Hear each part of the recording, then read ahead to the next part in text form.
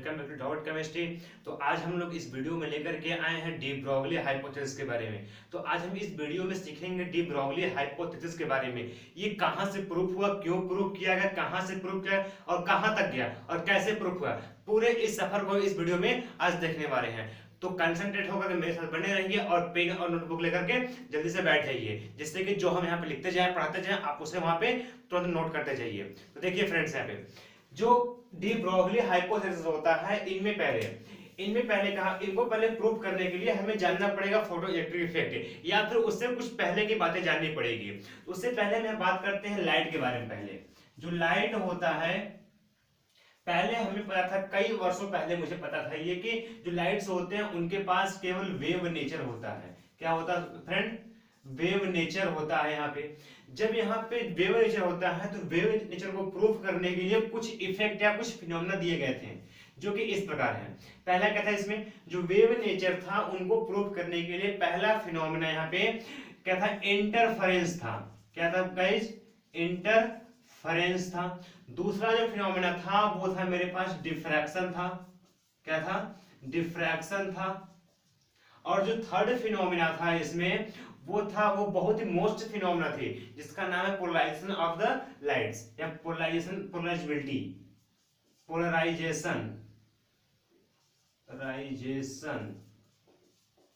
Of the light, जो कि बहुत ही मोस्ट फिनोमेना थी, जिसके द्वारा ये पता लगाया गया कि जो लाइट्स होते हैं वो वेव नेचर शो करते हैं। ठीक, अब कुछ समय बाद यानी कि सन 1905, मतलब कि सन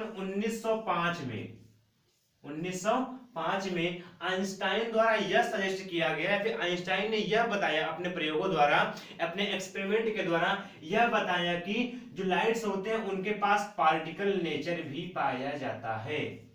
क्या होता है? लाइट्स के पास पार्टिकल नेचर भी पाया जाता है।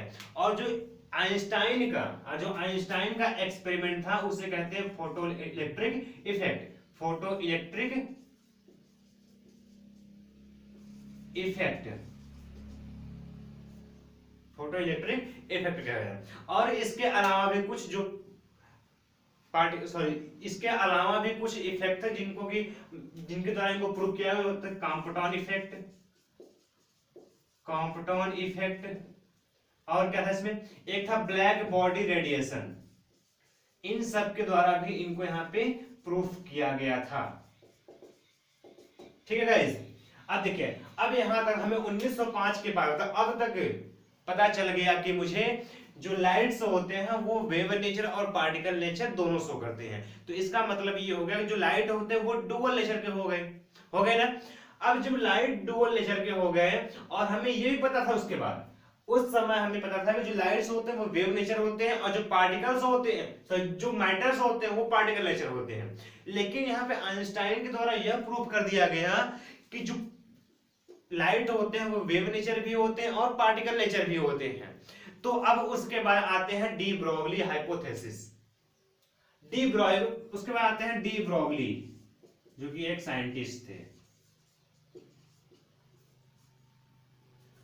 जिन्होंने अपने थ्योरी अपने थीसिस में कहा, अपने द्वारा ये कहा कि जो लाइट है, जो मैटर है वो कैसा है, सिमेट्रिकल नेचर का होता है। सॉरी, जो नेचर है वो सिमेट्रिक होता है। उन्होंने कहा जो नेचर होता है, नेचर इज सिमेट्रिक।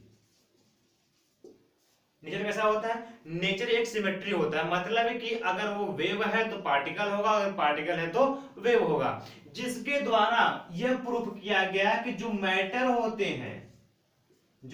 होते हैं वो पार्टिकल नेचर तो थे ही, साथ साथ क्या हो गए, वो साथ ही साथ वे वेव नेचर भी हो गए। जो कि पार्टिकल नेचर पहले से ही थे, अब साथ में ही क्या हो गए, वो वेव नेचर भी हो गए।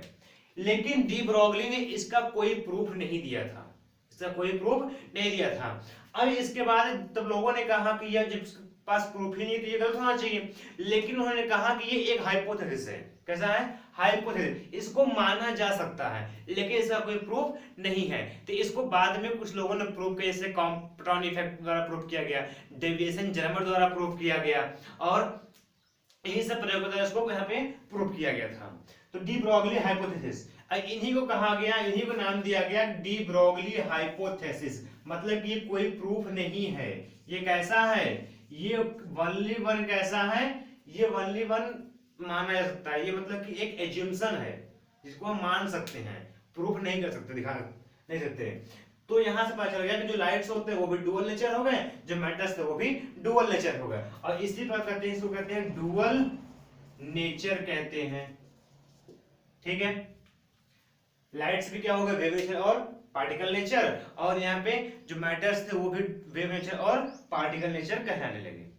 अब बात आती है कि जो डी ब्रोगली थे उन्होंने कहा कि अगर डी ब्रोगली के द्वारा जो वेव नेचर को कहा गया मैटर्स को, तब बात आती है कि लोगों ने कहा कि अगर मैटर्स वेव नेचर है तो ये किस प्रकार का वेव है, साउंड वेव है, लाइट वेव है, या कौन सा इलेक्ट्रोमैग्नेटिक वेव है, या रेडिएशन वेव है, कौन सा वेव है।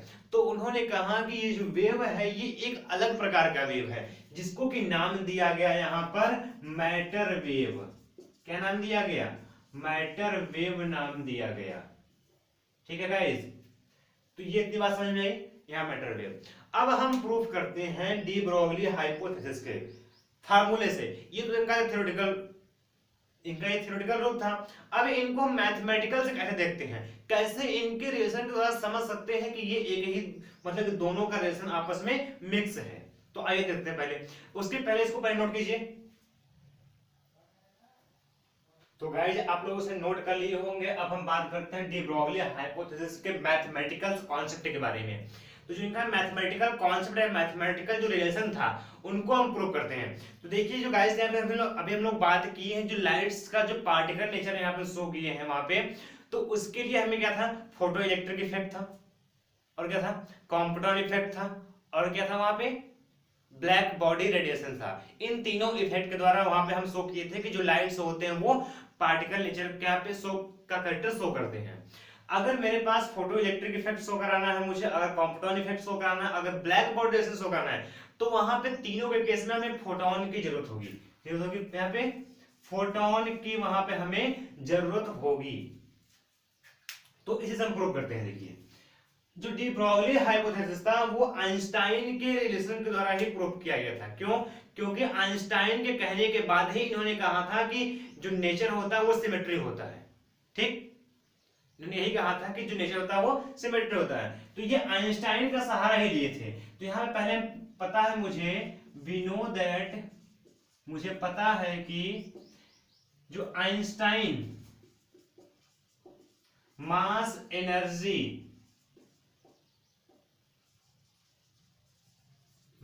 एनर्जी रिलेशन क्या होता है, जो आइंस्टाइन मास एनर्जी रिलेशन में होता है वो होता है equal to M C square. ये होता है एक क्वेश्चन नंबर 1 दे दिया इसे हम। अब यहाँ पे जो E है वो एनर्जी है, पता है। जो M है, M क्या है, मास ऑफ द पार्टिकल है, पार्टिकल का क्या है वो मास है। और जो C है, C क्या है, C क्या है, लाइट की वेलोसिटी है, वेलोसिटी ऑफ द लाइट का क्या है, वेलोसिटी है वो। ठीक, अब सेकंड आते हैं। और हमें यह भी पता है जो फोटो इलेक्ट्रिक इफेक्ट के द्वारा शो किया गया था एक्सपेरिमेंट, उसमें क्या था, फोटोन की एनर्जी ही प्रूव की गई थी वहां पे। तो जो फोटोन की एनर्जी होता है, एनर्जी ऑफ फोटोन कितना होता है यहाँ पे, equal to H nu. H nu क्या है, जो यहाँ पे एच है, क्वेश्चन नंबर सेकंड मान लेते। अब जो यहाँ पे एच है वो है प्लांक कांस्टेंट, प्लांक कांस्टेंट, जिसकी वैल्यू होती है 6.626 into 10⁻³ joule second, joule second होती है। और जो यहाँ पे न्यू है, न्यू क्या है, ये फ्रीक्वेंसी है, क्या है पे, फ्रीक्वेंसी है। अगर वो वेव नेचर शो करता है तो उसके अंदर कुछ ना कुछ फ्रीक्वेंसी पाई जाएगी। तो ये उसी फ्रीक्वेंसी की यहाँ पे बात कर रहा है। ठीक है, अब इन दोनों इक्वेशन को हम लेफ्ट हैंड साइड बराबर है तो राइट भी बराबर कर सकते हैं। मतलब कि इन इक्वेशन फर्स्ट और सेकंड के द्वारा, इक्वेशन फर्स्ट एंड सेकंड से क्या होता है, मुझे क्या मिलेगा यहाँ पे, अगर लेफ्ट हैंड साइड बराबर तो राइट भी बराबर होगा, तो एच न्यू कितना हो जाएगा यहां से एम सी स्क्वायर। ठीक है, अब यहां से ठीक इतना सही भाई। अब जो फ्रीक्वेंसी होता है न्यू, अगर उस लाइट के केस में अगर देखो जब वो वेव नेचर शो करता है तो मतलब उसके पास फ्रीक्वेंसी पाई जाती है। अगर उसके पास फ्रीक्वेंसी पाई जा रही है तो मतलब कि अगर वेव नेचर है तो उसके पास वेवलेंथ भी होगा होगा। तो अगर इसको वेवलेंथ में चेंज करना चाहें तो क्या होता है सी अपॉन लेमडा, सी अपॉन लेमडा होता है। अब यही न्यू की वैल्यू उठा करके हम यहाँ पे पुट कर देंगे तो क्या मिलेगा मुझे एच हो जाएगा, यहाँ पे न्यू कितना है पे सी अपॉन लेमडा हो जाएगा, ये एम सी स्क्वायर, एक सी से एक सी कैंसिल हो गया। अब क्या बचा यहाँ पे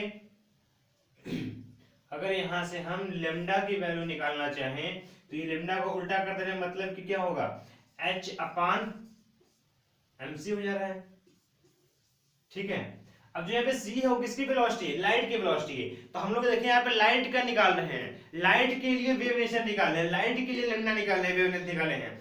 अगर इसी को हम चेंज कर दे किसी मैटर में, अगर इसी को चेंज कर दे किसी मैटर में, तो अगर हम मैटर में चेंज करेंगे तो उस मैटर का कुछ ना कुछ वेलोसिटी होगा। तो जहां पे सी लिखा हुआ है लाइट ऑफ वेलोसिटी, वहां पे हम मैटर की वेलोसिटी को पुट कर देंगे। ठीक है,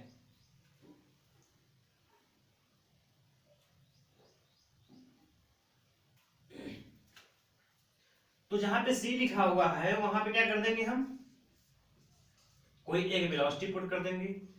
सी is replacing by velocity of matter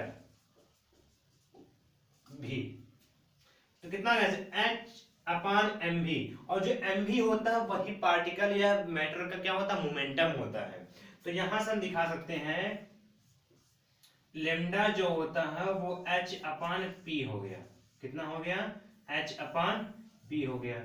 यही जो आपके सामने इक्वेशन दिखाई दे रहा है यही एक मोस्ट कॉमन इक्वेशन है जिसको हम डी ब्रोगली इक्वेशन या डी ब्रोगली हाइपोथेसिस इक्वेशन के नाम से जानते हैं। ठीक है, यहाँ पे जो एम भी है ये पी इक्वल टू एम भी हो जाएगा मोमेंटम। अब देखिए गाइस यहाँ पे जो एच है वो क्या है मेरे पास प्लांक कांस्टेंट, जिसकी वैल्यू पता है 6.626 या 4 इंटू 10⁻³ जूल सेकेंड होता है। और जो यहाँ पे P दिखाई दे रहा है ये P होता है मोमेंटम, क्या होता है मोमेंटम होता है। अगर इसके पास मोमेंटम होगा तो मतलब कि ये एक पार्टिकल नेचर होगा। कैसा होगा ये पार्टिकल नेचर होगा। और जो लेमडा है ये बताता है वेवलेंथ को, कहता है वेवलेंथ को। अगर कोई वेवलेंथ को बता रही है तो मतलब कि वो उसके पास वेव नेचर भी पाया जाएगा। देखिएगा यहाँ पे क्या हो रहा है, एक ही इक्वेशन में मुझे पार्टिकल नेचर भी दिख गया और वेव नेचर भी यहाँ पे दिखाई दे दिया। तो इसका मतलब कि हम इसको कह सकते हैं जो ये इक्वेशन है ये क्या है dual nature of the equation है, ये डुअल नेचर के लिए एक इक्वेशन है। और इसी इक्वेशन को हम जानते हैं डी ब्रोगली हाइपोथेसिस के नाम से। और इसी इक्वेशन को प्रूव करने के लिए डी ब्रोगली को नोबेल प्राइज भी दिया गया था। और साथ ही साथ इनके जो हाइपोथेसिस थे इनको प्रूव करने में कॉम्पटन इफेक्ट और डेविसन जर्मर ये सभी साइंटिस्ट क्या था उसमें शामिल हुए थे प्रूव करने में, जिसके लिए उनको भी नोबेल प्राइज यहाँ पे प्रदान किए गए थे। तो इतनी बात समझ में आई। तो आज के लिए इस वीडियो में बस इतना ही। तो मेरे वीडियो को शेयर कीजिए, सब्सक्राइब कीजिए, लाइक कीजिए, ठीक है, और कमेंट कीजिए कि मेरी वीडियो आपको कैसी लग रही है। अच्छी लगे तो अच्छी बताइए, खराब है तो खराब बताइए। जहां भी कमी हो आप उसे जरूर बताइए। अगर आप मेरी कमियों को बताएंगे तभी तो हम आपके लिए कुछ अच्छा कर पाएंगे। तो जितना हो सके उतना शेयर कीजिए, उतना सब्सक्राइब कीजिए, उतना लाइक कीजिए और व्यूज भी दीजिए। और हमें कमेंट में जरूर बताएं कि वीडियो आपको कैसी लग रही है। तो आप लोग पेन और नोटबुक जरूर लेकर बैठा कीजिए, जो हम यहाँ पढ़ाते जाएं वो आप वहां पे फटाफट नोट करते जाइए। हम मेहनत कर रहे हैं आपके लिए, तो आप भी मेरे लिए कुछ ना कुछ मेहनत करो। धन्यवाद।